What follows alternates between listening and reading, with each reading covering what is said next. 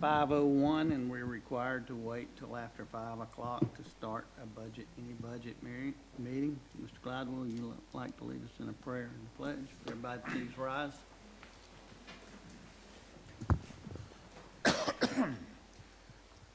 Father, we thank you for this day, Lord, and all your blessings, and we thank you for each one who's here today, and we ask now that you go with us as we enter into your business, that we do what needs to be done in the best interest of our citizens and the best interest of our county.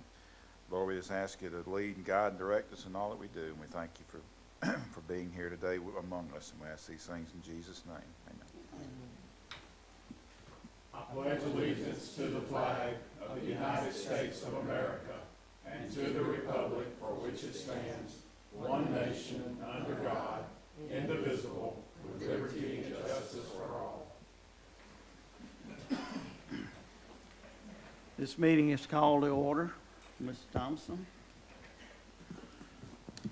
Thank you, Mr. Chairman.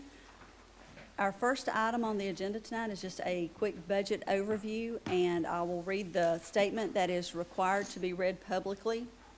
The purpose of this meeting is to set a tentative millage rate and a tentative budget. The proposed Walton County Board of County Commissioners countywide millage rate for fiscal year 2025 is 3.6 mills and 0.441 mills for the North Walton Mosquito Control District.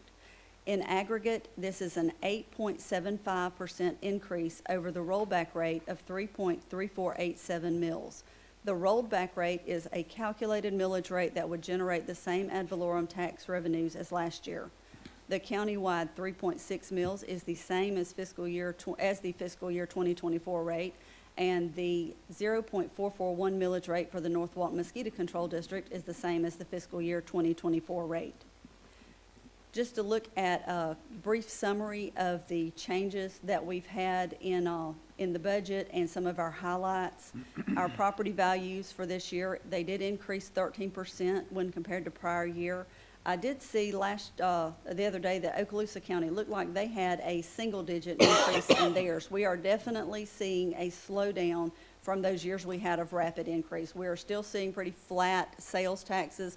We're at a slight increase for this year. We have not seen a decrease, but it is much closer month to month than it was in prior years. This millage rate is proposed at 3.600, so no increase for fiscal year 25. And the RFP for medical insurance, y'all have awarded that with no increase for the current plans and direction to staff to move forward for self-funding for fiscal year 26. Looking at the tentative budget versus the proposed budget that you saw in July, we have had some small tweaks that we've made to the different departments, but I wanted to summarize the larger of the differences. The overall difference you're seeing is $193,000, and that is a combination of that City of Paxton Health Department building contribution of $375,000. That was approved by the board on August the 13th. We have added a risk and safety manager position to human resources at a total cost for salary and benefits of $94,684. We were able to offset that. We've gone through the budget and tried to reduce where we could. If we had any tweaks that we made, we tried to make sure that we were taking that from somewhere else. These were offset by the reductions in other line items of $276,684. The remaining balance of $193,000, which is the change in the tentative versus proposed, we offset that by an estimated increase in the half-cent sales tax distribution from the state. And we try to be pretty conservative, and in recalculating all of the revenues, we did think that we could increase that by $193,000 and still stay within a conservative estimate. The timeline for our budget, we are now at the tentative budget hearing. The final budget hearing must be held within 15 days after the tentative, so we've got that. The board has approved for that to be advertised for September the 23rd. And I do want to go ahead and mention if the board would be amenable to, if you have any changes you would like to make, I would like to point out especially with the discretionary and the other contributions, after tonight, staff begins drafting agreements for those. That way, when you have discretionary contributions, on October 1st, the agencies start asking how to get their funding. So we normally have those approved in early October. So if you have any changes you would like to make to anything, if the board would be amenable to go ahead and discussing those. Go ahead. I do. I have reviewed this document, and there's several changes that I would propose to make. And one of them, it totals $150,000 as opposed to the $173,006 that is proposed. I think we need to kind of cut it off at 150. You know, we still, I know that we're talking a little bit of money, but when we do a little bit here and a little bit there and a little bit here and there, it ends up being a lot of money. And, you know, we're still having problems with getting things done, even small things done in our communities. And so, Commissioner, if I can interject, are you talking about the discretionary funding? yes. Okay. If I can And get- I'll start with the top one. Okay. Okay.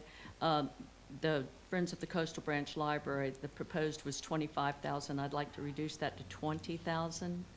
I would like to leave the Early Learning Coalition the same at $8,000, the Cultural Arts the same at $10,000, the Matrix the same at $10,000.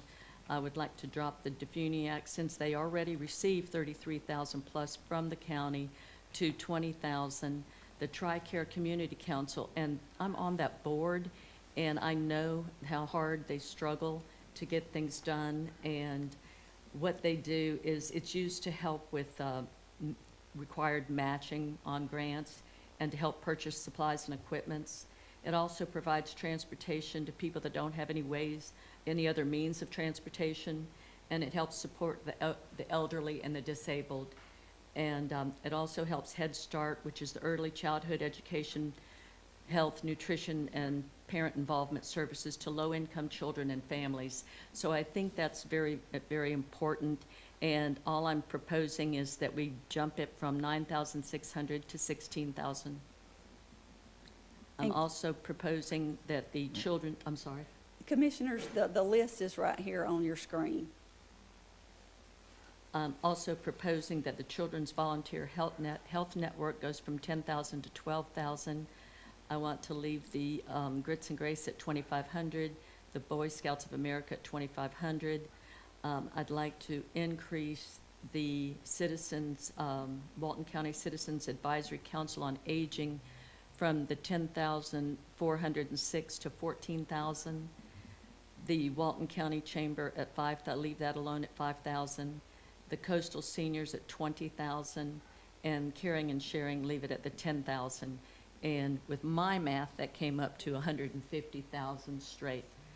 And if you all would agree with that, I would appreciate that. Mr. Chairman, Go ahead. the Tri-County Community Council, how are you on that board? I'm on the Disadvantaged Transportation Council. Okay. That's, and it's some of the same people and some of the same things. And, you know, when they come and talk at our meetings, it's always a struggle, for transportation and for everything. And since it does help with the disadvantaged, I just feel like it's something that we need to put some money into. Oh, I agree. For disclosure, I'm the vice chair of that board. I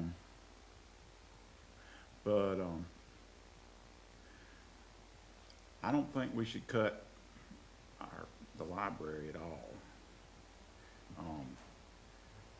Miss Cerise is here, and she can certainly defend her friends, but those library programs are very important to disadvantaged and underprivileged children, and I don't think we should cut educational and learning programs at all. I didn't, no, I agree. And Main Street is an organization that does things, and I mean, there's just simply no reason to cut them. I mean, they need the $40,000, and they will do stuff with it. They have programs almost every weekend that help our farmers and help our local businesses, and that money will come back to us in the form of sales tax. And I don't think we should cut the senior, coastal seniors either.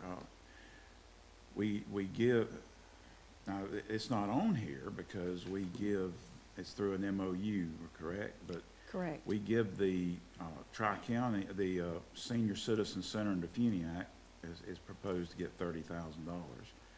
And I don't think it's right to cut the South Walton seniors when we're gonna give the North Walton, I mean, that doesn't seem fair, so I would recommend it stay at 30.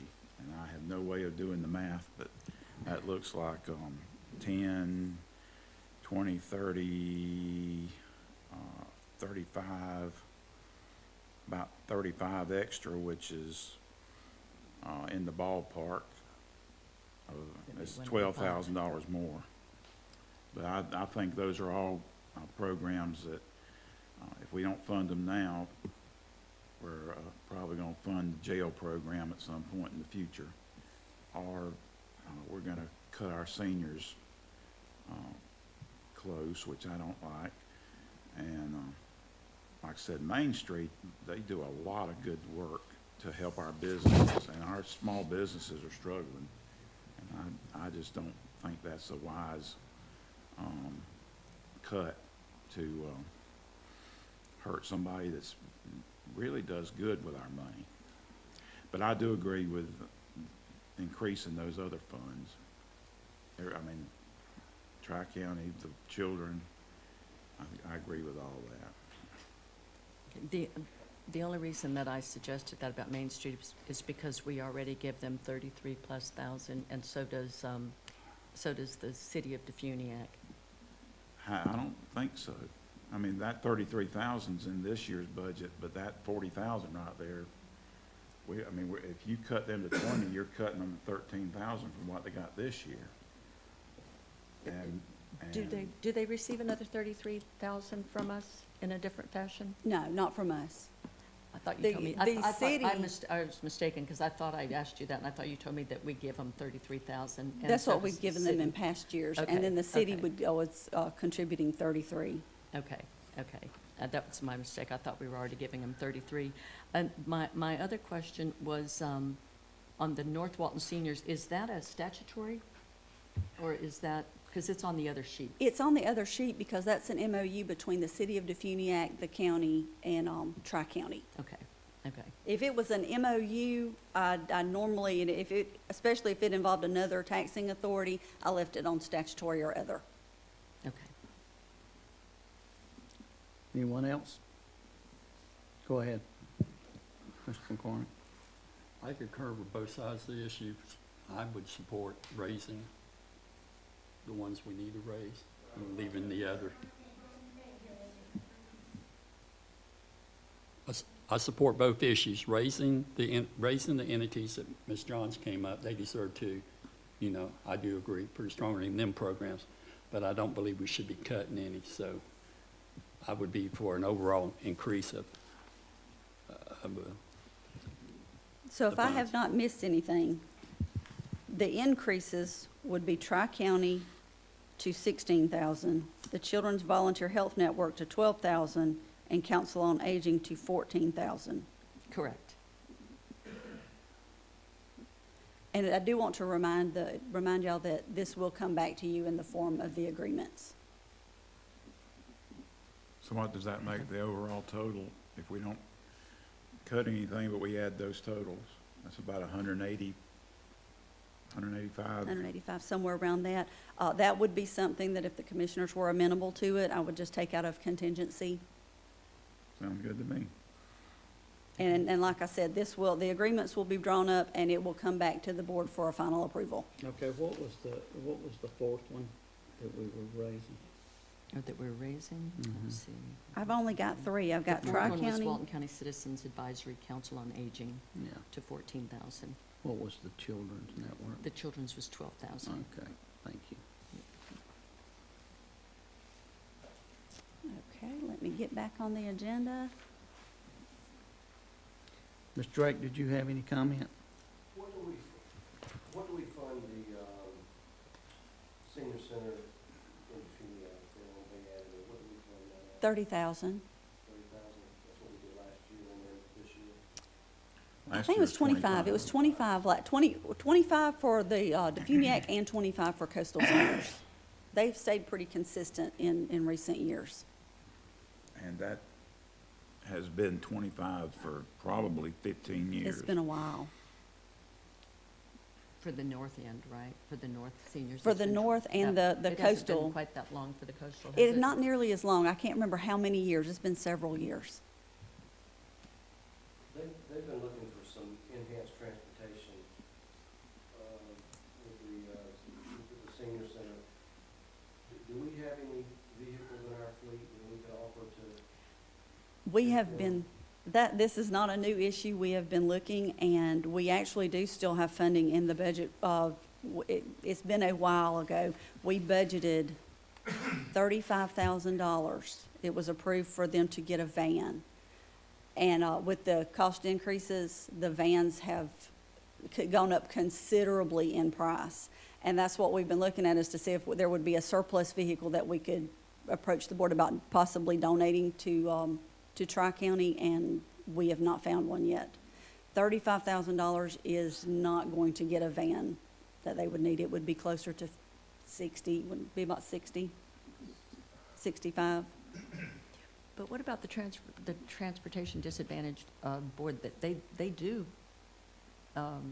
take people where they I need know to they go? run their buses, but I Mhm. don't think that they have an additional fleet vehicle to utilize for the seniors.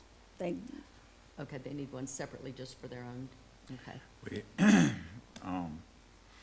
the last board meeting for Tri-County, which Tri-County Community Council manages the contract for the North Walton Center, and Commissioner Drake is absolutely correct. They do need a van. We've been looking for one for ages, and they don't have any in their fleet that's, I mean, when they get through with them, their wars slam out.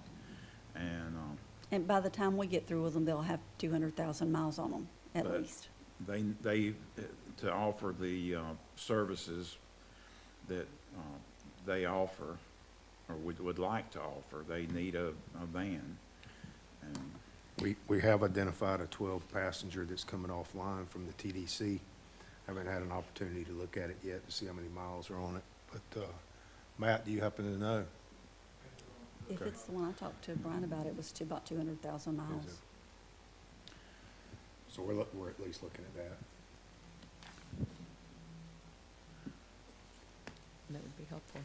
do we have, is there any wiggle room to bump that up to 65 in the budget instead of 35? That's a $30,000 increase, I know, but We will find it.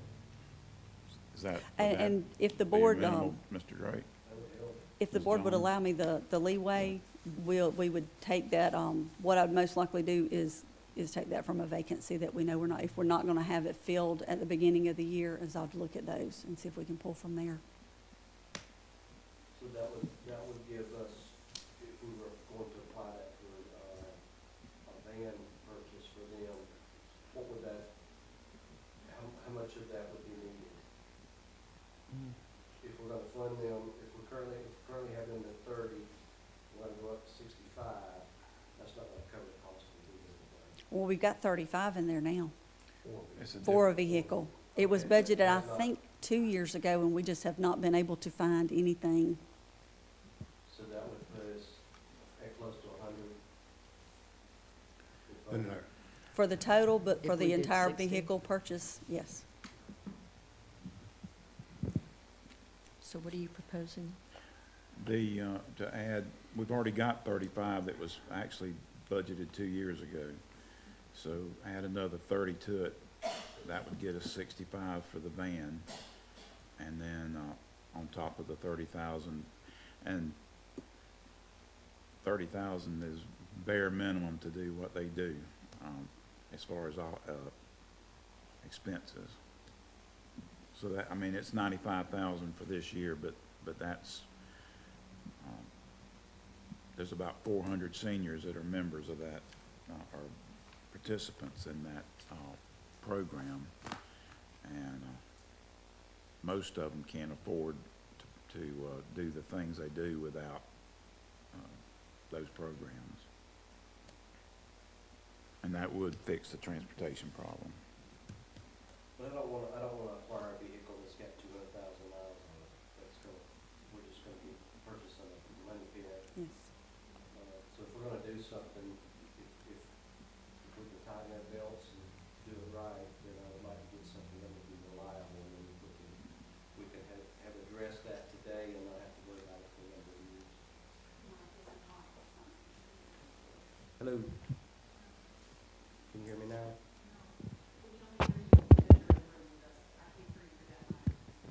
Testing, testing, testing.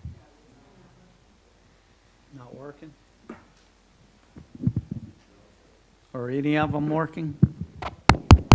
That one- Testing, testing. Okay. So I wanted to reiterate that I wouldn't want to purchase a vehicle for our seniors that had 200,000 miles on it, something that would be unreliable or that would become a money pit. I would rather us tighten our belts, do it right. Let's figure out what our contingency spending is going to be, or our discretionary funding for these categories, and then put ample amount of number of monies in there so that we could purchase the seniors something reliable, and then we can have addressed this today and not have to worry about that, next year, for the next 4 or 5 years.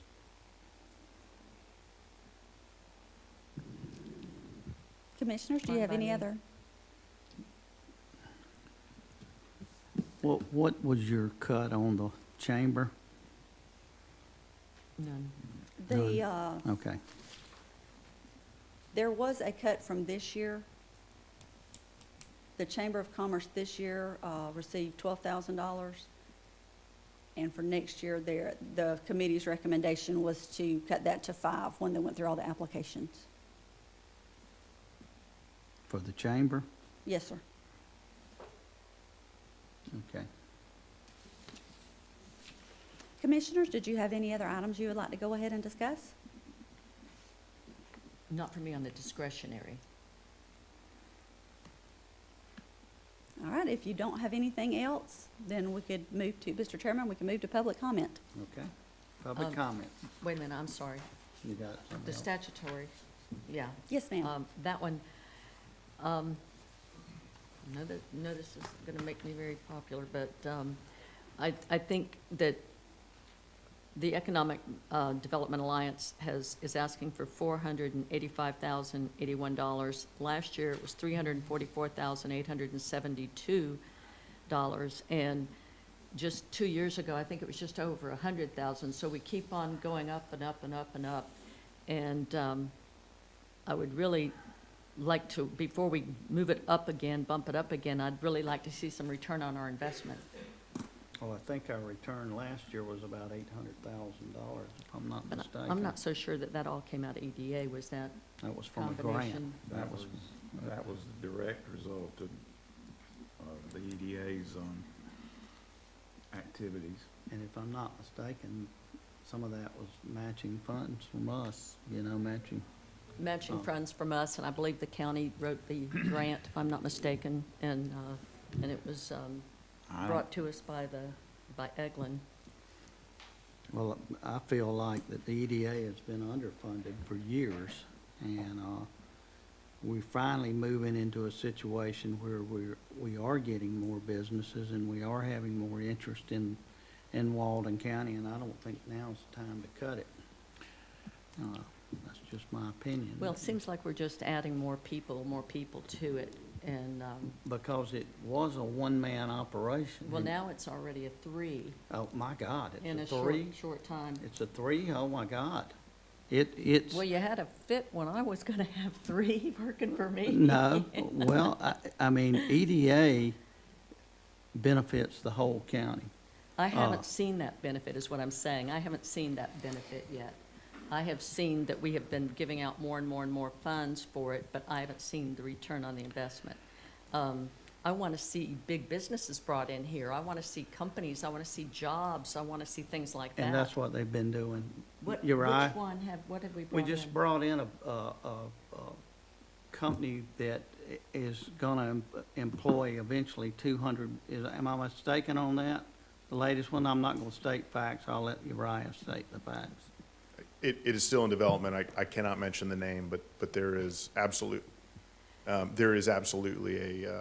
a real tangible opportunity that I'd be willing to discuss one-on-one with anybody. To greater extent, I'm not at liberty to discuss the name of that company, but I'd be happy to discuss that with you one-on-one. The direct benefit, and I'm here to answer any questions, the direct benefit, you know, we did get $830,000 from the state of Florida for what is called a defense infrastructure grant. And as far as employment, it's been me until today. We hired one full-time person. It's my second full-time person. I have one person that's 16 hours a week and one person that is 24 hours a week. My full-time employee is Mr. Lionel Poston. He started today with us, retired Air Force, 10 years serving this community in another corporate capacity. And, you know, I'm excited to build this organization.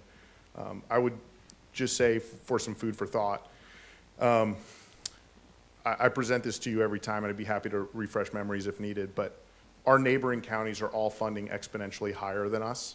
My goal is to get us to a realistic dollar amount that serves this community. My request is no different than it was last year, except it's less than $100 off the total. Last year, what we did not do was fund the organization to my full request. And I hope there's evidence and proof that I'm bringing to the table that I did not request more money this year. The request was just not fully funded last year, and it is still lower than all of our other peers in the community, in the Panhandle, from Bay to Escambia. And I hope it is also worth noting that we have brought in $75,000 of private investment. And the ultimate goal, please consider this on the record, the ultimate goal is to become an organization that has a higher mix of private funding than public funding. I, unfortunately, am the first person to try to do that. Don't we, we've got, 100,000 square feet of We have, yes, there's 200,000 square feet of space going in Mossy Head, that 210 to be exact, that we're consistently working with. There is a defense organization, a small one. It is a small defense contractor that I've been working with since I started. And we hope to bring it before the EDA board in October. Economic development, especially in our circumstances, I would say is a lot like setting a table. We're a community that is, you've probably heard me say it before, is of a population benchmark that is similar to Okaloosa in the 1960s. And so our community has a lot of table setting to do. Can we go right in, especially for comparison, you know, our partners in Okaloosa County, they've had a pretty well-oiled machine since the day my counterpart stepped into that organization 10 years ago. And I think part of the challenge here is I'm trying to get us to that place where we have a ship that is fully constructed, and that myself or someone else can captain, and we can take ourselves to a great destination. But it is a long-term conversation. Thank you. Any other questions? Mr. Drake, you have anything? Commissioner, Commissioner Johns, what if we funded it at the proposed amount at $485,800, but certainly with expectation that there is deliverables that come to the county?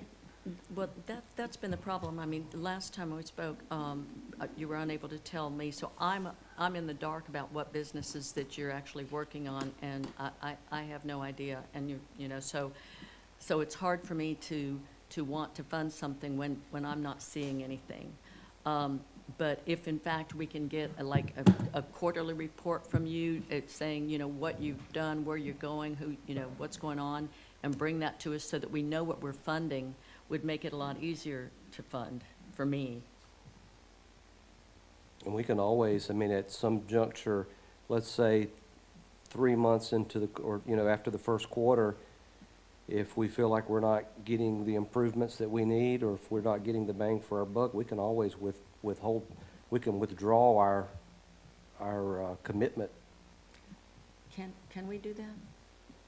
We would need to write that into the contract, because these agreements will come back to the board, and anything like that would just need to be written in there. Would that be satisfactory? That'd be great. Go ahead. May I just provide some commentary? When I first started the organization, the name Alliance is really because it is an alliance of Walton County and its 3 municipalities. I take great pride in that I brought funding to a very intelligible point by each organization, in that prior my time here, there was a misalignment with funding by the organizations. The thing we did to normalize that was to introduce per capita funding. And so what we do is we take each city, we do the same exercise with each city, and then we, obviously we come to the county, and then the county's population per capita is the total county population minus the populations of the city, even though county taxes are paid in those municipalities. And so one thing I would just say is I would ask for some level of caution, unless there is maybe a meeting of the minds on an alliance conversation about the ability to withdraw. I don't take that as a deference to accountability, but if we are going to impose accountability, I would ask that we get very clear on what accountability looks like. It is a challenging job to provide metrics on for a variety of reasons. The tangible that I delivered of $830,000 well exceeds the total investment in this organization last year by over 100%. My predecessor took 5 years to do that. I did that in the first year. And so we had an IEDC professional in the office recently, and this is from the International Economic Development Council. And we got to talking a lot about the potential criticism that the organization faces. And I would summarize what this professional who has 25 plus years stated, is that when you do more, there is more for everybody to criticize. I have done a lot. I welcome accountability. I would just ask that we define that accountability and work to agree on it sooner rather than later. And I also invite the opportunity, obviously each alliance member has the ability to put folks in our organization to help manage it. And that should be really the direct line of communication for accountability. Each person can hold me accountable, and the county has 3 seats there.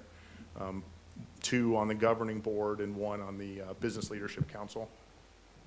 Does that help provide some pragmatism there? Mr. Matthews, I'm trying to help you live for another day. Yes, sir. I think you should just say, we'll work with the board. Okay. Yeah. I don't think we need the lecture or the commentary. I recognize the need of the agency. I recognize the mission of the EDA, and that is to expand beyond the footprint of tourism. We want to do that. We want to do that in places like Mossy Head, Gaskin, Argyle, places where, it makes sense for economic development. So what I've offered to Commissioner Johns is that let's expand the budget, give the organization an opportunity to grow its wings and fly, and here's an opportunity to live for another day. I think what I'm asking her is, can we live with that? If we expand the agency, give you greater opportunity, we just knowing with an expectation that we can't just say, well, we're about to do something. At some point, she or another commissioner may say, well, okay, where are we at? And then that, if we see we're not getting the investment, then, we can make alternative arrangements. I thank you. And I know this is against your advice, in my time of management of people, when you hold them accountable to something that is not well-defined, it becomes challenging. So what I'd like to ask is, may I make sure we have some time together and we have some time together, because we need to put on the record what are we looking forward to, and make sure we get those things well-defined. Mr. Matthews, if I were you, I would say thank you. Thank you. Yes, sir. Thank you. Well, as chairman, I would say, we need to make, if we're gonna put this in a contract, let's be plain with it, okay? Let's don't have a vague contract that we don't know what's happening and he doesn't know what's happening. So that's the only thing I'm asking Mr. Sunday and Ms. Thomason to work on. Thank you. Commissioners, if there's no other comments, we would be ready for public comments. Any comments from the public? Mr. Curry, come on up. Sorry about that, Commissioner-elect. Yeah, before you speak, we got to open. No public comments. Dan Curry, Hang CU. on 1 second. We got to open the public. Yes. Now go ahead, Mr. Commissioner-elect Curry. Thank you. Dan Curry, CURRY. I just want to add a little bit to what we were talking about just now. In my sales time of duty, I had to go out and report quarterly because I was marked as an investment from the company. So I had to prove myself, or I proved myself out the door. I would, every 3 months, have to have a spreadsheet sent in to the CEO and CFO, who I talked to. I have mileage sheets for my cars. I know that's a little bit of extreme, but there is a sense of accountability when you're paying this kind of money out as an investment. I totally agree the north end of this county needs some industry, needs some help, and we need to focus on that. But I think we do need to show some accountability on the positions that we hand out. I agree with Brad and Donna. Thank you. Thank you.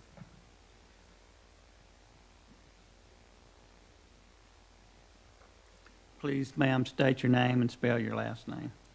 Hello, my name is Ashley Rogers, R-O-G-E-R-S. Thank you, each one of you, thank you. I am your current chair of the Board of Directors of the Walton County EDA. Accountability is important. I don't blame you for asking for it. I'm also an investor in the private sector in the EDA, and I expect accountability too. We have monthly board meetings. They are open to the public, and if you don't know about what we're doing and you don't see results, I invite you to come and see. That's sincere.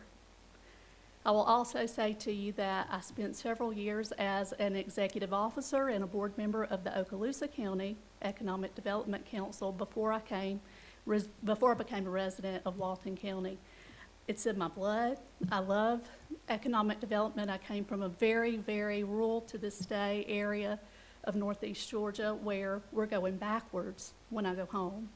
I'm delighted to be here, but one thing that I've learned about the business of economic development, I'm sure you all know it, is that it doesn't happen overnight, and it is confidential. When people are looking to come into your community, they don't want you to tell everybody. We're often under confidentiality agreements. As much as I would love to tell you, as much as I would love for Uriah to tell me, we can't always tell. We would be foolish to blast the business plans of people who are confiding in the EDA for help. So I just wanted to add a little bit of color to that. You've not heard from me before. You're welcome. It is an open invitation. Come learn more about it. I'm excited about it. We are doing great things. Thank you. Thank you. Thank you, Ms. Rogers. Yes, ma'am.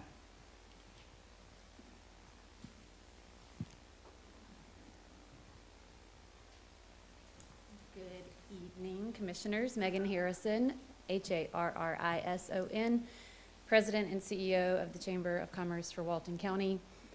First, I want to just echo Ashley's thoughts, just having recently rolled off of the EDA board, after serving around that table for, I believe, 4 years in the capacity of a board member. I've been with the chamber for 9 years this month. So sitting in that room for 9 years and seeing how the organization has grown from what it was 9 years ago to what it has become, and being a part of projecting what is going to be the future of that organization, it is extremely exciting. As a mom of 2 young boys, seeing the potential for economic industry diversification through their efforts. And so I'm a huge supporter. I'm a huge fan of the EDA. The chamber and the EDA have a great working relationship with one another. And I would fully support that as well as we can from a county and municipal level. Secondly, as it relates to the chamber's funding, last year we had an increase, excuse me, to $12,000. That doesn't even begin to cover the amount of overhead costs that we invest from my staff in responding to requests related to county information. And so, Melissa, we still keep our reports. I know you guys have said you'd ask for them if you need them. But, you know, when you look at the cost of staff and the amount of calls that we have come in, the amount of emails that we have come in that we respond to, if you average on if you average 5 minutes per request, which a lot of times it's way more than that, and then you take the staff time, the postage for some people who just want paper things that we are mailing to them at our expense. When I ran the numbers for last year, we were closer actually to about $25,000 in our costs. And so getting to the 12 is obviously not even half of what we're looking at. So I don't know if that's up for consideration. We are grateful for any amount of funding that we receive, obviously, and we're going to continue to do the work that we do to communicate about this great place that we get to call home, and to help businesses learn more about moving here as well. But just wanted to, for the record, state that will be a bit of a significant financial blow to us related to the work we do to support the county. Mr. Chairman? Go ahead. Ms. Harrison, is that a formal request to reinstate your funding back to 12,000? It would be, yes, sir. That was our request when we submitted the request to finance. We were under the impression that would be what we were looking at again this year, and so it's a bit of a shock seeing that up there today. Ms. Thomason, is that possible? We will follow the direction of the board. And I do want to remind y'all, the process has just changed to where everyone can apply. It's been open. It's not, it does not flow the way that it did where if you got one, we used to run it where if you got a contribution, we tried to leave those the same, but it's been more of an open process, and we do have the ranking and scoring committee that these flow through. So that was what really contributed to the difference for this year. We ran into this with the city of Defuniak as well. At some point, we became an organization that was seen as a recipient of the nonprofit support for public funding versus being seen as a memorandum of understanding for services that we provide on behalf of the cities and the county. When people reach out to us, instead of saying, we can't help you, here's the number to call, that's just not what we're gonna do. So that might be something for further discussion down the road to see if we can't get back to that model where we track our annual calls and responses and use that number to actually base what we budget for the funding for the following year. Sounds like a plan. Thank you. Thank you. So we have more on this list, at least one new applicant that has been approved on the list right now, correct? Correct. So we've opened it up so other people can come in, so we cannot continue to give the same people the same amounts that we've been giving when we're growing with more people coming in. And what the committee did is the committee met, ranked and scored, and based their recommendations off of that. Thank you. Anyone else? Mr. Drake, you have a comment on that? Well, I personally think that, go ahead. Just a second. Do you want to say something with? Go ahead, sir. State your name and spell your last name. I'm patient. I can wait. Can you something? No, go ahead. I'll speak after you. Thank you. John Jannazo, Jannazo. Thanks to you all for serving. It's a tough job. I'd like to raise the conversation a little bit up to above the discretionary. I know we're discussing about $150,000 on a $310 million budget, and all that discretionary is very important to the agencies, the aging, the Board of Chamber of Commerce, et cetera. But you're keeping the millage rate the same. That's a tax increase. And if you keep that tax increase in place, this 3.6%, you keep the millage rate the same. Property values have gone up, my property values have gone up approximately 4%. That's about a 16% hit over 4 years. Okay, you have an opportunity here with an incredible growth to lower the millage rate, to put money back in people's pockets, real money, real dollars, hundreds of dollars, thousands of dollars in some cases. You're not going to slow down. Walton's the fastest growing county in the state. Property values are going off the charts. You're going to continue to get an increase. Set a goal, challenge yourselves, lower the millage rate. What's the lowest millage rate in the state? Do you know what it is? Do you have a goal? Do you have a priority to get there? You have an opportunity. I had a good chance to see how Okaloosa did it over about 15 years. You have an opportunity to do it much better because you're in a lot better position. You have a lot of good foresight and backsight, looking backwards and forwards. But 13% increase in property values and a 3.6% increase in real taxes on my property, that's a tax increase. Now, you all are Republicans and you're all supposed to be fiscally responsible, right? Did any of you campaign on a tax increase? I don't think so. Give it some thought. Lower the millage rate, set a goal. You can get there. You can lower it every year. And the property values are going to continue to go up, and you're going to have services. You're going to provide raises to the county people. You're going to have more money for discretionary. Lower the millage rate. Do not be complacent. Do the math. See how it's going to work out. Thank you. Thank you. Anyone else? Yes, ma'am.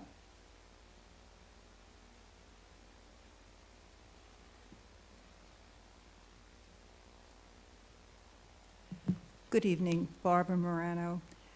I want to thank Melissa and her staff for working very hard. I just had a suggestion among what I want to say is on the agenda, if there could be a link so people would refer back to the main document, because right now, I think that was a little difficult for people to find. That's just a suggestion. Tomorrow, there is an agenda item for an RFP result from a financial company regarding the purchase of the Boys and Girls Club. My question is, does this budget allow for any interest payment, which I'm sure we're going to hear? So how are we going to weigh what we're going to approve today at this budget hearing, yet tomorrow we're going to be listening to a financial advisor telling us, you know, some options that we have. Do we have that wiggle room in our budget? Can we stop the clock, please? Yes, stop the Thank you. clock when we start speaking. Commissioners, the only thing you'll be hearing tomorrow is just the presentation. It's not any resolution. There's no approvals on the agenda tomorrow. So the answer to your question is, it's not in the current budget because until something's approved, we can't put it in there. But yes, in the back of my mind, yes, there has been thought, we're running the revenues basically every day now to see what the predictions are. So yes, we have been looking at how this will affect the coming year's budget. In the coming year's budget, there would be a partial payment that most likely would need to be made in the coming year, and we would address that as soon as it was approved by the board. But where is that money going to come from? I mean, if we approve, when you approve this in September, and they tell you, we need X, Y, and Z, how do you adjust that? You have to It would take- come from a budget amendment. It would come from a budget amendment, and And we are maybe- seeing And go through the reserves as well? not necessarily. Okay. All right, we'll see tomorrow, and I hope that RFP at least is on the agenda that we can see it. Sometimes when we get the agenda and we click on for more information, it's lacking. The presentation, I have received a copy of the presentation, and I will be putting it on the agenda. Tomorrow, so we can see it. Yes, ma'am, it'll be Okay, on there. Thank you. My second point is the CRA, the Community Resource Association, I believe. How much have we given them this year? I think it's 598,000 is in this current year's budget. I'm sorry, in the fiscal year '25 budget. In the fiscal year '24 budget, I want to say it was 465,000. And at that time, I think it came to, as a shock to some commissioners last year. What are we getting for our money? It's my impression that that organization is supposed to help for helping dilapidated homes, to help people to be more affordable homes. Investors, I'm sure, are coming in and buying some homes that need adjustment or need construction, but I'm not seeing that. The Defuniak Herald just had that they were going to be talking about string lights and maybe some parking studies. I don't think that's really helping what the Community Resources Agency is really supposed to be doing. So is there some way to monitor? Not on the county end. Excuse me? No, ma'am, there's not on the county end. That was enacted by the city, and it basically flows through the trim process, and we receive notice of what the county owes to the CRA. So we just give them now, we've almost given them $1 million, yet we're not seeing anything maybe but string lights and parking studies and other things, and maybe not helping the people they're supposed to be helping. That would be a better question for Mr. Irvin. I wouldn't want to give you misinformation on that, but as far as the detail of what they're doing, that would definitely be a question for the CRA. Mr. Chairman. Just a second, stop Ms. Morano's time again. If I'm not mistaken, isn't that a state mandate that we have to do that?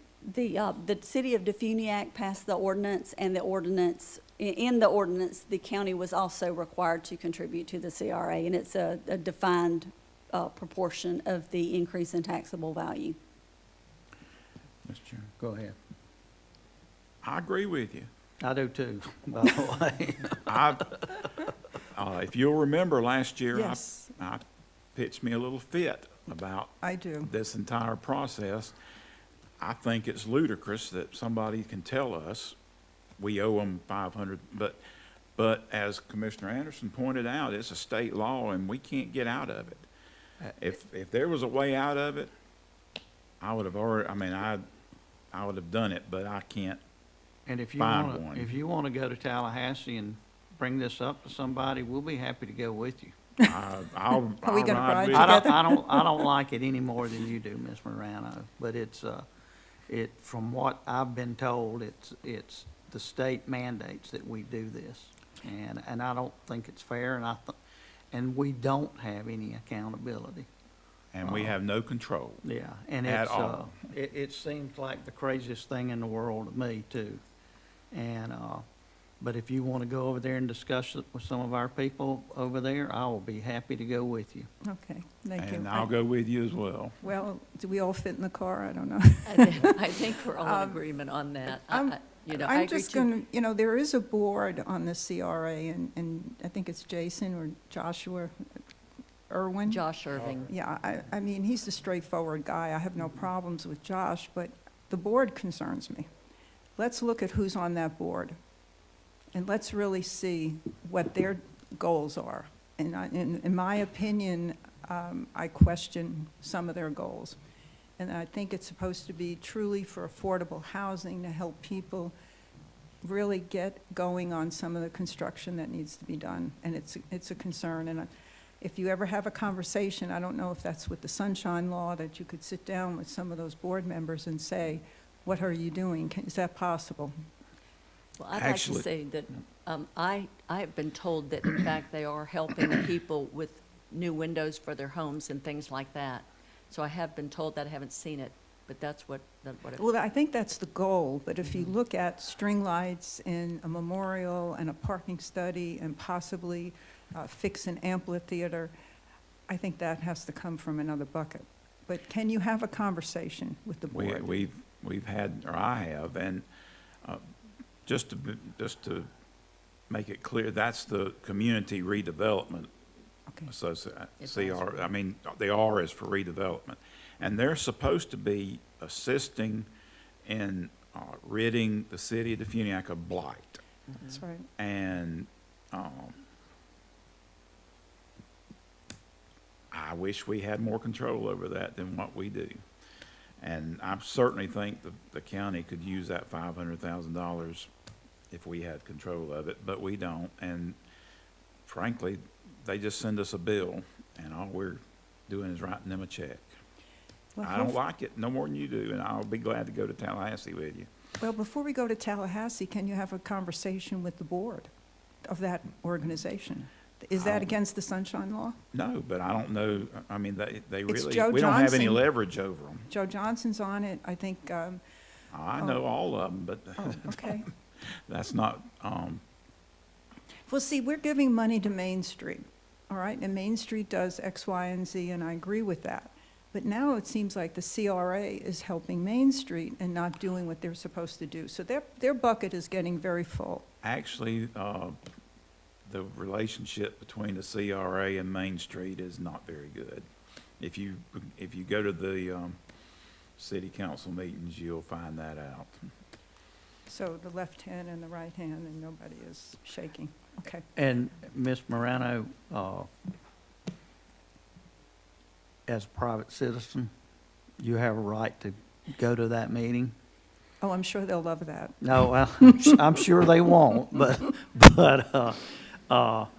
listen, this was a shock to us when they started this. What was it, Stan, 3 years ago? 2 years ago, what was it? Yeah. And they, Last year was the first year they sent a bill. yeah, and the fact that we don't have any say-so in it, we don't have any say-so in the amount we give them, we don't have any say-so in how they spend it. I agree with you, light seems like a stretch to me. Parking study seems like a stretch to me. But as far as things we can do as a board about that, there's not anything. They don't even have to come and show us a budget. They just say, this is what you owe us this year.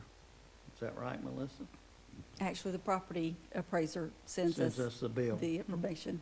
So, and the state's mandated that we pay it. Well, I don't disagree with a word Yeah. you said.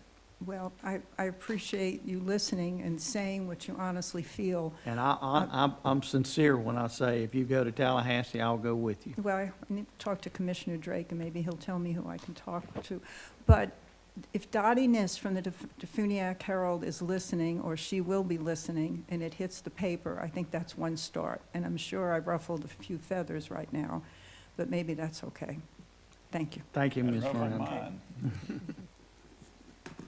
Anybody else? Yes, ma'am. Please state your name and spell your last name. Hi, I'm Lenny Scott, S-C-O-T-T. And I have just a couple of questions, really for clarity to Melissa. What is our monthly expense? Payroll, everything that we have to do every month? On the county side or the, County, it would be about half of 310 million divided by 12. so about, About $12 million. for the month. Mhm. 12 million. for About the 12, month. 13. Okay. And what goes into determining what our hurricane fund is? The general fund's unassigned reserve balance is, should be a minimum of, I believe it's a minimum of 17%. It's 2 months of expenses. So 24 million, but the unassigned would be 17% of that. No. No, it would be 2 months worth of overall expenses. Oh, okay. So then that would be The 40 closer to million, 50 million. the 40 million worked out to be about 21, 22%. We would not include everything because the Tourist Development Council, the Tourist Development Fund has their own reserve. Okay. I'm just trying to make sure that we all understand that the hurricane fund is in the general fund, but is that unassigned or is that assigned to? The unassigned is $40 million, and it is only in the general fund, and we calculate that based on the overall general fund budget, which also includes all the transfers out to Public Works and to the Sheriff's Office for their funding. Okay, so if we were to have a hurricane, I hope we don't, but if we were to have a hurricane, our monthly nut would be about 12 million plus some other expenditures around the constitutional offices. So maybe 15 million max, 20 million? Okay. So for the last couple of years, we've been running that at 40 million, and I think it was 22 when we first started talking about that, and it was 12 million then. So how did it get up to 40 million? We had some very good years after COVID. Yes, We we were budgeting very conservatively because we did not know how fast the county was going to recover economically after the closures. And as everyone's aware, everyone came here apparently, and we continued in the year following COVID with a conservative budgeting. Timing helped us. All the people coming here helped us. Sales taxes had increased. People started moving down here. Property values increased considerably, and that all helped to contribute to Okay, so a we higher have reserve 40 balance. million sitting for the hurricane fund, but if we were to have a hurricane, we wouldn't even need all of that. So that's good. I don't know. I would be We afraid hope, that, yeah, we hope not. We hope not. Now, the other question I have is, when we were talking earlier, the transit ops, which had 74 full-time people for this fiscal year, and it will be reduced to 54 for Yes. the upcoming fiscal year. So, out of that 74, we didn't fill all those positions. no, the program was modified to cap at about 54 employees. And so per person, what would be the total package? Like 50,000 per person? Kelly, do you remember know? an estimate of what those positions were? I don't know if they're full-time, part-time, I mean, they're all full-time, so then so we pay the full package.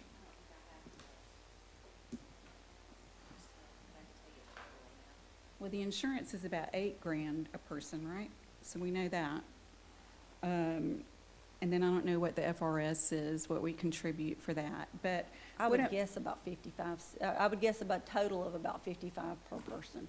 55. Just as that's just a ballpark. Okay, so that, if we underfunded, I mean, we didn't fill 20 of those positions, so that's $1 million that the citizens were taxed on for this fiscal year. That's tourism, that's TDT. Oh, the transit is TDT. Transit's TDT. Okay. All right, well, the same example, and if we have that in any of the BCC departments, how are we allocating the positions that we're not filling, but the citizens are being taxed on it? And I know we brought this up last year because we're trying to get a handle on, we put extra people in the budget, we budget for that, the people are taxed on it, but the positions aren't filled. So, and the people we're not getting a reduction in our taxes. So how can we work with that situation? Because I think that's probably what's been funding the surplus or the excess all these years. Somewhat back during, that was a factor back during COVID. We had quite a few vacancies. We've been seeing that narrow. I think we just have a handful of vacancies right now. We handle them different ways for different departments. Some departments, if they have to be staffed a certain number of hours and have a certain number of people, they would pay overtime. If you have other departments utilize contract labor, we have had that. We have that right now in the county attorney's office. We budget for a full-time county attorney, but since he's being paid under contract, we're paying for contract hours instead. Are we So still that paying for does- that? Are we still paying for that in-house attorney? all that? We're budgeting. We're Okay. budgeting the funding for the in-house attorney, but our policy does allow, if you don't have that position filled, you could utilize contract labor, and we do see that. We do definitely see that from time to time. It just seems like there's room, like if we had an excess of $1 million over the last 10 years, that would be $10 million that has been accrued, that we've been taxed on, but it wasn't, it was never allocated properly. So how do we get to a place where that's gonna work for the citizens as well, the taxpayer? Well, the funding's always utilized if, we've never tried to grow the reserve past what we necessarily need. Those good years actually, that helped a lot because we've seen the prices go up exponentially over the last few years. But we still have that funding. If it's in the general fund reserve, it stays in the general fund reserve. In the current year's budget, the only item that we have, I believe, I have to go back and double check myself, but I believe the only item that we have coming out of reserves is the medical examiner's facility. And so that would partly be an accumulation of those funds. And out of this year, the upcoming year's budget, how many new employees are we budgeting for? I don't I have thought that there were with me. about 8. Only 8 across There the weren't. board? There were not, now, I'm not talking about the constitutionals, just the board. There were not very many.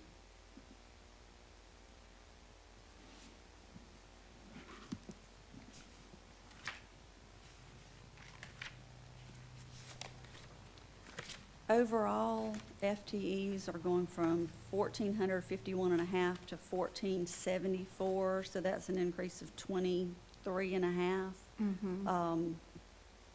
But how We many did did have we that- not, how many did we not fill in this fiscal year?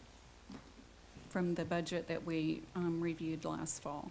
For the county, I think Nathan's here, we have maybe 7 or 8 vacancies now, but we've not left any just, that I know of, other than the county attorney. I don't know of any that have been just vacant all year. Okay. So that's not an area where we could tighten up on the budgets and say, we don't need to put that many full-time employees in the next year's budget because we've been getting this all these other years and it's been funding in the general. We don't have the vacancies we used to have. And when I say used to have, I mean during COVID, it was very difficult to hire all the positions then, but we don't have that now. Now, the beach transit program, some of those have not been hired yet because they are not yet needed. But as far as the general fund goes, I don't know of any positions that we've just had that haven't been filled. Okay. So out of this year's budget, all the full-time that we put in there, all but 8, maybe 8 to 10. There's not many now. Okay. I looked out there the other day. And I will say that the budget is a little bit tighter on personnel because the current system we have, it pulls the actual employees and it pulls their actual benefits. So where we would always budget just a set dollar amount for each employee is actually pulling what we're paying on their insurance, what we're paying for their benefits and budgeting that. And the retirement also, it's got everything in there? It's got everything. And what is our balance in the general fund unassigned right now? Do you know? Around 40. Right at 40 million. So there's a little bit there that we could use in other areas if we needed to. I mean, if we have a hurricane, earmark 20 million out of that, and then there's another 20 million there. Why can't we use some of that and reduce this year's budget to under 300 million? Or reduce the mills, like the gentleman that came up and said. 20 million, commissioners, I would always go with, you being the decision makers, 20 million would make me very nervous when I look at how much went out the door for Hurricane Michael. And FEMA is wonderful. I mean, FEMA has been very good for us over the years as we've had storms, but they are also slow pay. We're fronting that money. And you don't ever want to get in a situation where you're trying to get out there for short-term financing to be able to clean up after a hurricane. Mr. Chairman, Go ahead. Ms. Thomason or Mr. Sunday, either one, isn't it true that some of our neighbors to the east, Jackson and Bay come to mind, still have not been reimbursed for the FEMA expenses out of Hurricane Michael 6 years ago? I don't know for sure. I know the longest that we have waited for funding after a project was completely finished was a little bit over a year. And that's after the project was done. Well, I do know that, from talking to, a couple of the Bay County commissioners, that they immediately had to go out and borrow $250 million just for cleanup, because that's how it would take over a year before they could get money from FEMA. And, it's also, I'm not sure they had the reserves we had. I'm not sure they didn't. But we all know we've been the luckiest county in the whole state. Amen. And I'm not comfortable cutting the reserves when I know that one of these years in the near future, we're not gonna be so lucky. Jack? And I think we're gonna need every penny we've got in reserves just to stay halfway afloat, so. I agree with you on that, but we don't need to be hoarding it either, and not that we're hoarders, but if we need the money, if we get hit with a Cat 5, we're gonna have to borrow money too, no matter how much money we have in the coffers. We are, but the less money we have to borrow, the better I like it. But, you know, it's They have more revenue streams too than we have, so, they do, but when all their revenue streams are shut down, right. you know, they don't have more than we do. Mariana, I don't know if you saw pictures of Mariana, I did. but it looked like a bomb went off downtown. So they lost all those businesses. And some of them are not even up today. All the restaurants were down, blown away. And Commissioners, I would say that the Government Finance Officers Association, that's where we got our reserve policy. Their recommendation is to maintain an unassigned general fund reserve balance of 17% of your budgeted, your revenues and expenses. And that's what ours is based on. And we're at about 21%. So we're a little bit better than we have to, than the bare minimum. But one storm would eat every bit of that up It- in about a week. I remember Mr. Enfield years ago, and you know, you think about the last time we had a hurricane, this would have been at least 20 years ago. I remember him saying that the county had spent on over $10 million before we saw anything from FEMA, and that was back at least 20 years ago. I mean, I believe you. If there is any way that we can get a little bit of a trim this year, off the trim, that would be great. And so where I see that we definitely have a surplus is in that unassigned.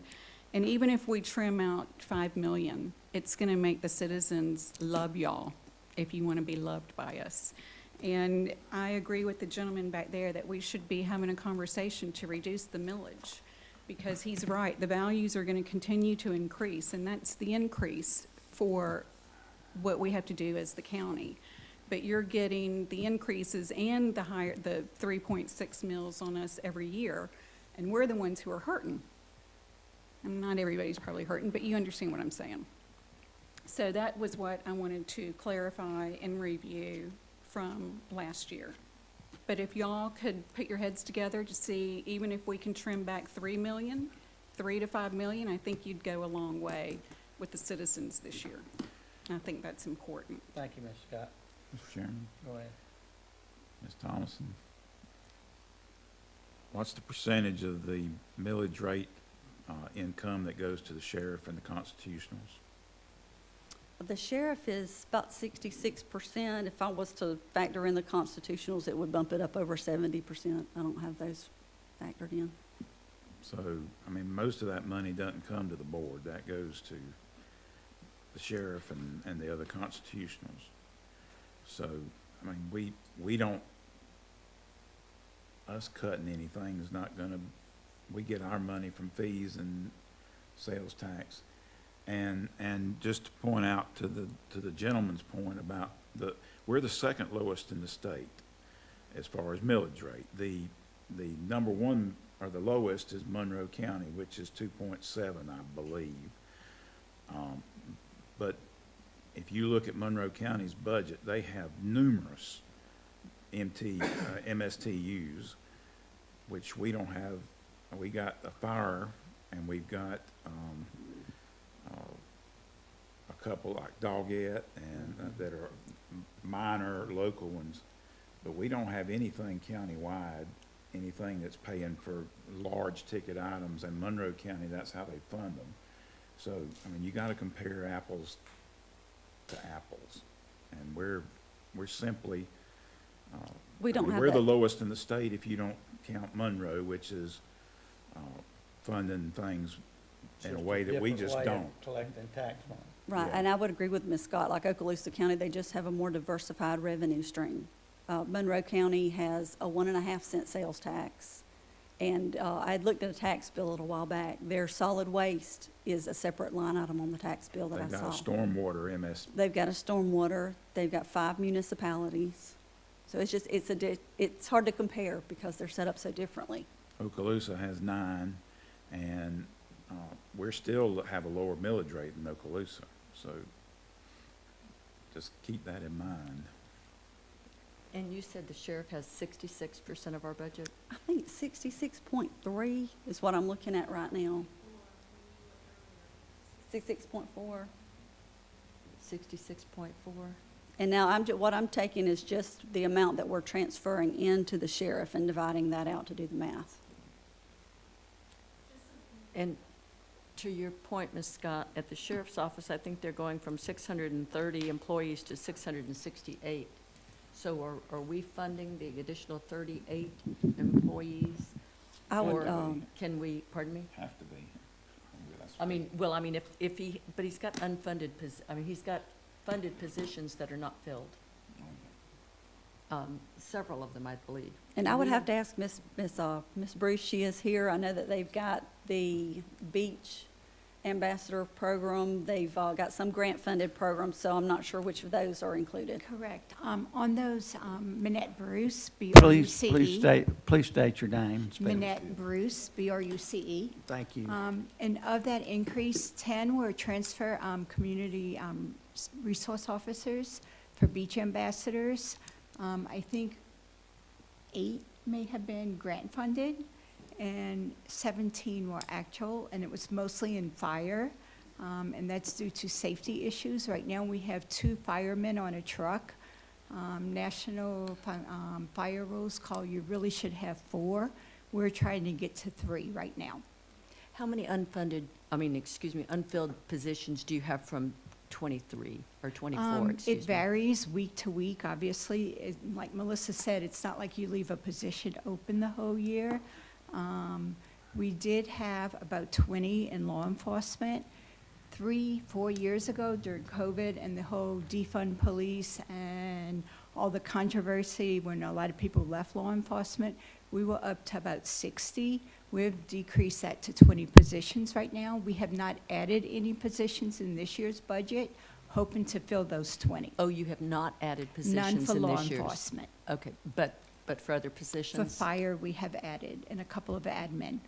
You can't use the positions that you already have that are unfilled to fill those? We are trying to fill those. We're paying overtime a lot of times for the law enforcement to have enough coverage. Also, your goal is to get to 4 firemen per truck. Right now, our Which goal is the to get to national- 3, yes. Which is the national Correct. recommendation. Oh, absolutely, I agree 100%. It needs to be, you need to have the people in there. My point is that if we've got 20 empty positions, then why are we asking for 20? And my numbers are not accurate, but why wouldn't we just fill the ones that we already have? I understand you're talking about that they're different positions, but they can be, And if a they lot of haven't been that money filled. for unfilled positions, I'm having to pay overtime to people who, so it's cheaper to fill the positions than continue to pay the high overtime rates when the positions are unfilled. okay. And there are certain positions that I cannot, like, in the jail, I have to have minimum funding. Maybe not every day, but in the county, I have to have so many law enforcement positions out there. So it means bringing someone in on overtime if I don't have enough positions. Fire, the same thing, there's minimum standards. I have to have minimum of 2 on every truck. So again, if I don't have those 2, I'd have to bring in somebody on overtime. Thank you. You're welcome. Mr. Curry.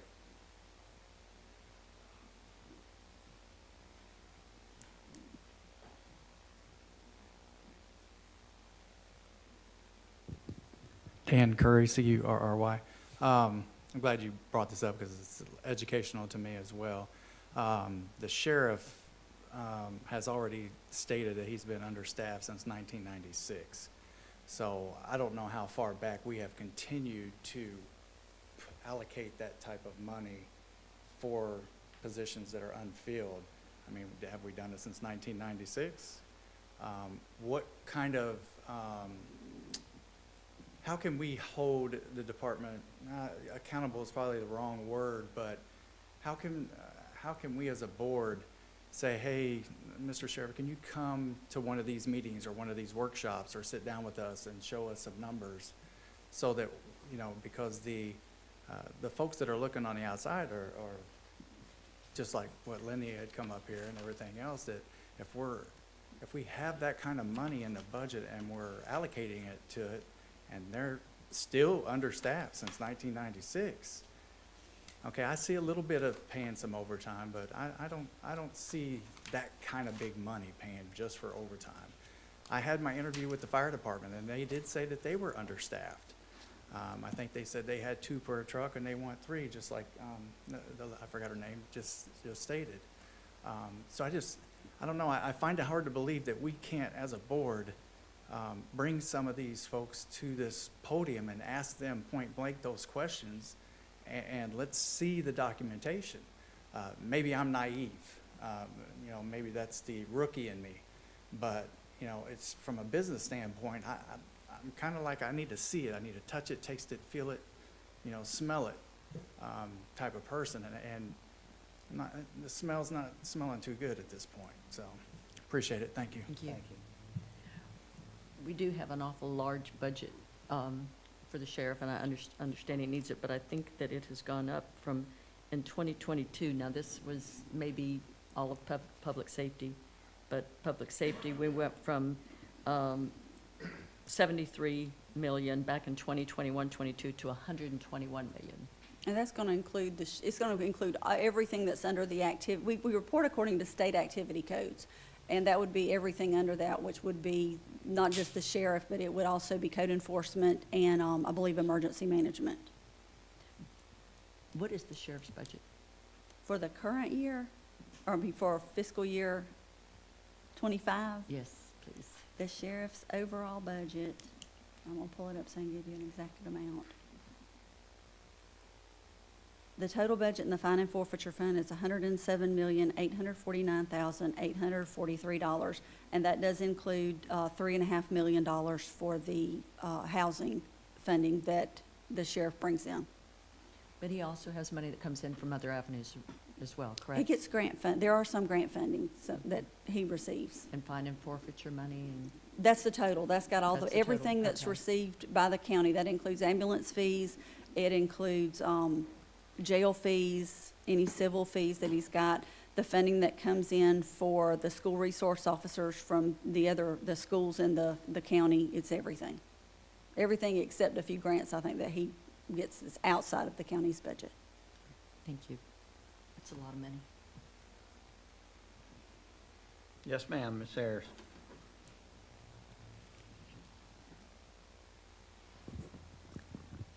Tony said, "The more we borrow money, the less I like it." That's a great quote for the newspaper. Tomorrow, y'all are going to come to us. We needed $40 million 3 years ago to fix the critical roads. Obviously, we never got the $40 million. We didn't borrow it because we couldn't even pay interest only, and it wasn't recommended to borrow it. So we have $40 million worth of critical roads that we're ignoring. Now, tomorrow, y'all are going to come to us with $9.5 million for the Boys and Girls Club. Danny would like to have 40 to 60 million for a sports park. The only way to get that is to borrow the money. and Donna would like to have a senior citizen building. Now, no ferry came down and went poof, the critical roads are all fixed. And the roads that were marginally critical at that time have moved over into critical. So we have no money to fix that.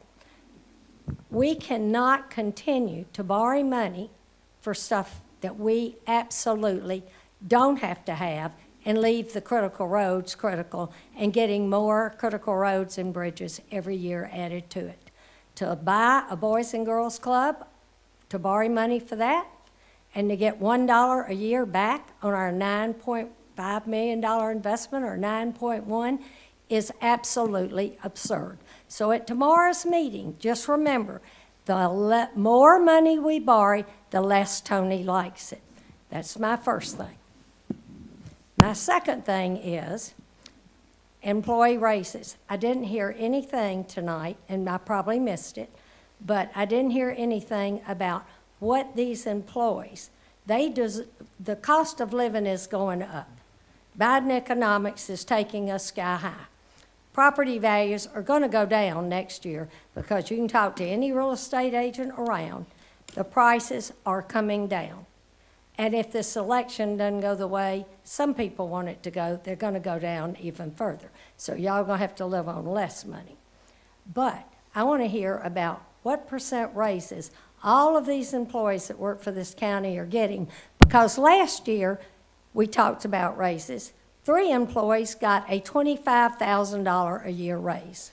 3 employees. If the regular employees that work here every day, they got a 50-cent or 75-cent raise, knew that, they would have a fit. So I want to know how much is going into the raises this year. Is the average person, are the lower people that only make $17 an hour, are they going to get enough raise to pay? Or are we just going to give a blanket raise so that the people who make the most money get the biggest raise, and the people who make $16, $17, $18 an hour get the least amount of money? That's my concern. Thank you, Ms. I Harris. share that concern. I really do. Right now, there is 5%. It's based on the direction at the workshop, but it's 5% cost of living across the board. And when I say 5%, it may vary by a very fractional amount, because it was a 2%, Nathan, wave your arms if I'm wrong, 2.5% COLA and then 2 steps. 1.5%, I knew I'd get my numbers confused. 1.5% COLA and then 2 steps on the chart to get them very close to 5%. Or do we have anybody in the county making under $20 an hour with that raise? Are there still a few? There's going to be a few. I don't think that we should have anyone making under 20 an hour. I would like to propose that those that make below $75,000 a year get a higher increase.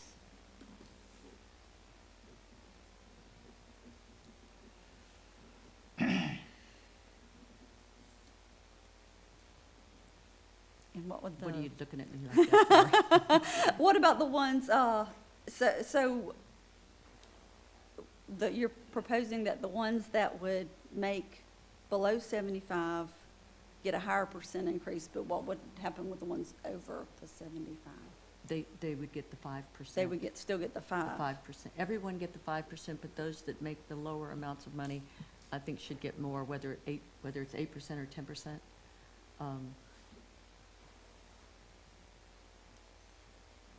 And I don't have the numbers on that right now. That's okay.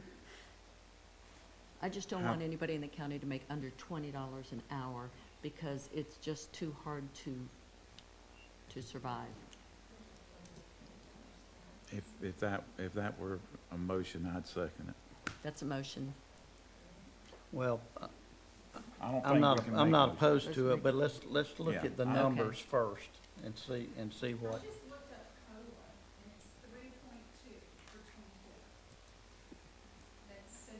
That's a government. Well, I mean, we're figuring raises a little different than just a straight COLA. We're giving them step increases, which is 2%. So to get them, I mean, in that way, we're doing better than the 3.2 for everybody. But I do agree that everybody ought to make 20. We're going to take about a 5 or 10 minute break.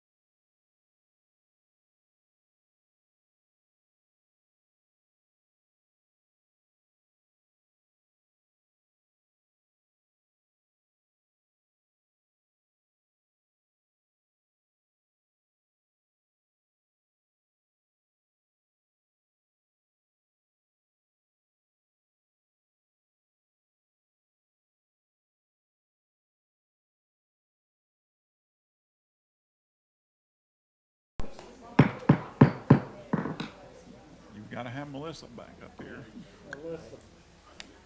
She's back there talking to Nathan.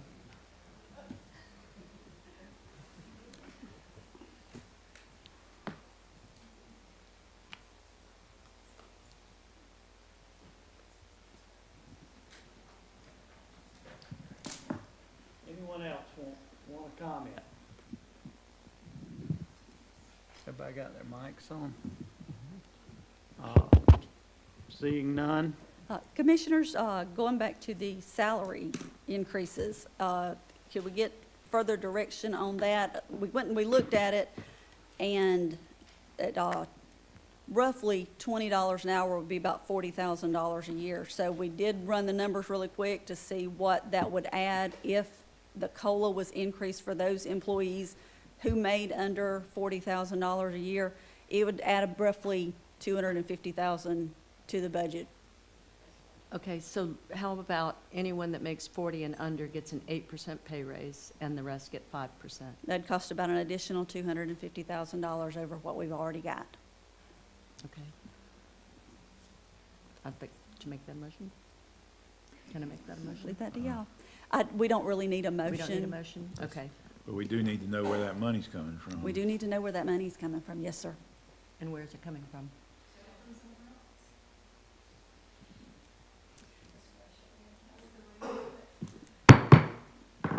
You can offset it by reducing somewhere else. We could move a capital expense to come out of reserves. On that, there's several different ways to do it, but I did talk to Mr. Kervin. I don't know if you'd want to hear any input on this, but by doing this, it will cause some compression issues by giving, you're raising up employees who maybe haven't necessarily been here as long, and you could be raising them up to close to what someone who has been here for several years is making. If that would only apply in certain instances, could we just say to go ahead and do what you need to do to make sure that that doesn't happen? Yes, ma'am. Okay. Yes, ma'am. And I'm assuming that if employees receive, employees who receive tips, I'm just assuming that you're not wanting to, are you wanting to apply 8% to those as well, or leave those as is? No, Okay, that's what I was assuming, but I wanted to make sure. no, that shouldn't apply to anybody that doesn't fall under the standard. That's what we normally do not apply that to them, but we just wanted to make sure before moving So forward. how many employees does that affect?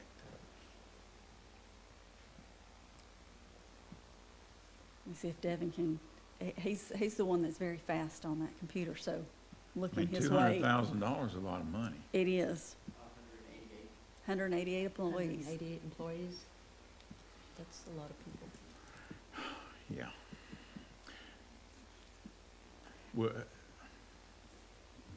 Would it be okay just to take that 200,000 out of reserves? Oh, no, good God, no.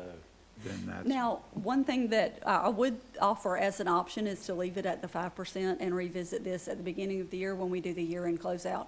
We have some of the largest months of the year that, in our sales taxes, that hit after year-end.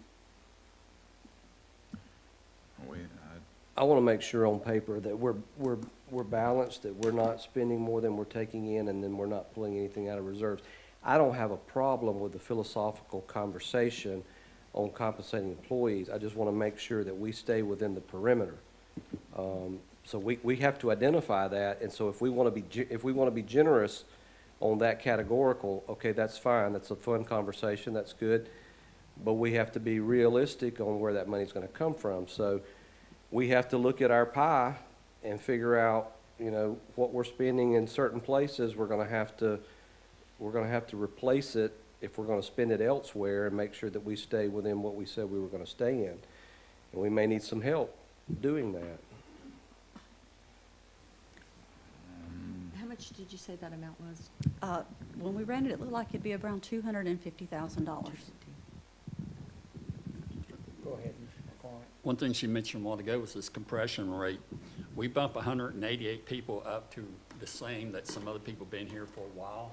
That's gonna kill morale. But that's what, she's gonna look at that and make sure We that can doesn't look at happen. those. But that's gonna make that price But- tag go up. It could make the price, it But, absolutely yeah, I mean, could. if you're gonna keep the gap between it, if you raise 188 up to what somebody else is meeting, then that number of people, you're gonna have to, you know. So- And it would be an option to give us more time to look at it if you wanted to leave it at the 5, and we could come back and actually show you, because then we can look at it employee by employee and see where the break is. I'll tell you point blank, a person that's been here 5, 6, 7 years is more valuable to this organization than somebody that just started 6 weeks ago. And I don't think it's fair to make, without some separation in it for this service. Would it be acceptable just to let them come back at the next, leave it at 5 and then let them come back and show us in detail without going into reserves where that money's gonna come from? You're saying after the first of the year? I mean, it's a budget amendment. But it does, I mean, if you're not gonna go into reserves, there's only so many places that kind of money can be found. And, so, I mean, I think the only fair thing is to let staff have a shot at figuring it out, but leave it all at 5 for now. We can definitely do that, if that is the wishes of the board. So everybody's getting ready? Well, we're gonna get No. 5 anyways. Everybody's getting 5. Everybody's getting 5 anyways. But there's 188 employees that are gonna still be below 20. To bring them to 20 is gonna cost $250,000.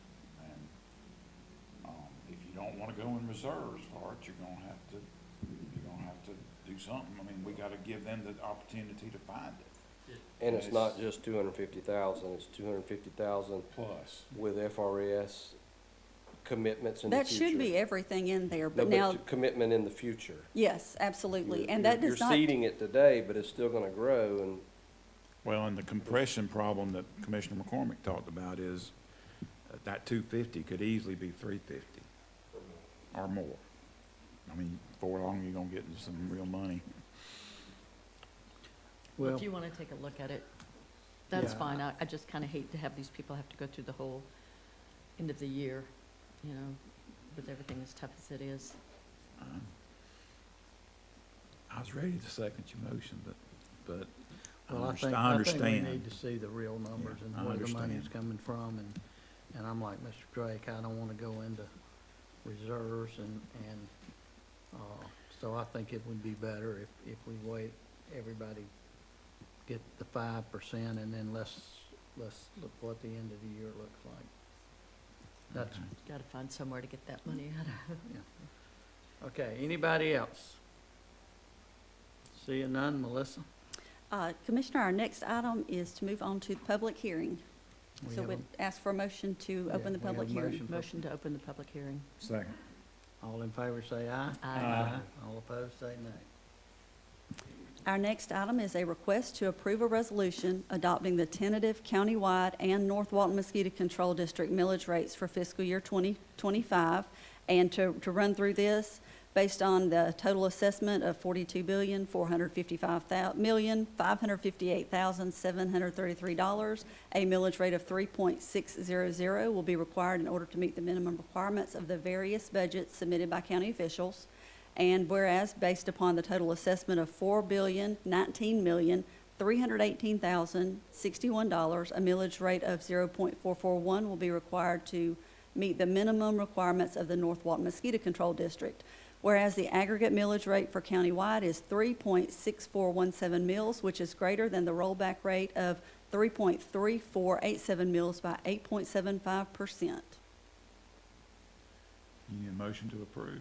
Yes, sir. Motion to approve. Second.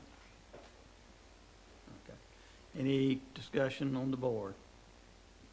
Seeing none, any discussion in the audience? Seeing none, all in favor say aye. Aye. All opposed say nay. And Commissioners, our final item is we are requesting the board adopt a resolution for the tentative budget for Walton County to include North Walton Mosquito Control District. And the budget is in the amount of $310,408,506 for county government, of which $1,698,570 is for North Walton Mosquito Control District. Motion to approve. We have a second? Second. Second. Any discussion from the board? Any discussion from the audience? Seeing none, all in favor say aye. Aye. This meeting's adjourned. Oh, gotta close the Gotta public close. hearing. I'm sorry. Motion to close the public hearing. Second. All in favor say aye. Aye. We're adjourned. Thank you.